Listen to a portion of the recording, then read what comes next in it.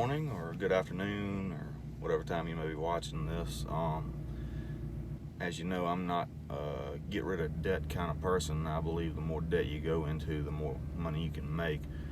However, it does take capital to get into these situations. You have to put 20% down if you're buying a rental property. If you're not interested in rental properties and you'd rather do something else, invest in dividend stocks or whatever, then you don't really need, well, you still need capital. You still need something to put into it. But let's say you've accumulated a lot of debt, and you got to have the money. You got to have money to invest, but you can't because you're spending your whole paycheck on paying bills. So you have some credit card debt, mortgage, car payment, boat payment, whatever. You got a bunch of debt piled up.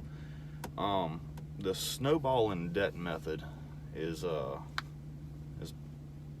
about the only way I know to get out of it. I had accumulated right much debt myself at one point in my life, and me and my wife, we used the debt snowball to get out of it, and I paid off a credit card, her car, my first house, just by snowballing.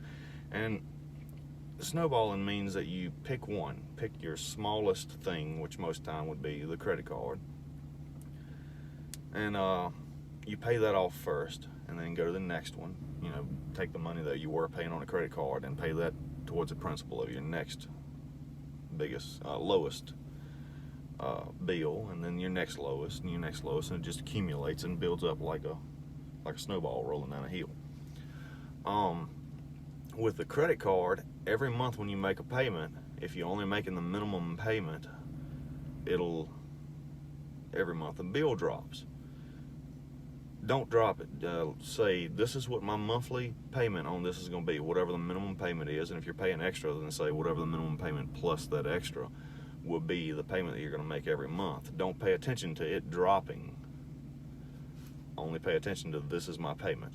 You know, let's say your payment's $100 a month, and you pay the $100. Well, next month it's $99.50. So next month, don't pay the $99.50. Keep paying the $100, and it'll keep dropping and dropping and dropping. And honestly, that's the only way to get rid of a credit card debt, because if you don't, the thing will stretch out for 40 or 50 years and charge you just a ridiculous amount of interest the whole time. But if you say, I'm gonna pay a little bit extra every month on that. In the beginning, if you have money in savings, and this is not a good idea, but do it, you know, you can build your savings back up. Chunk as much money as you have towards that credit card, so it'll go from $100 a month to $75 a month, and then you're really making a big difference. You know, and say, well, I'm working overtime this week, so instead of paying the $100 a month, I'll do $150 or whatever, but you never go back below that $100. And the way you pay the credit card off, now you have an extra $100 a month. You got that car payment.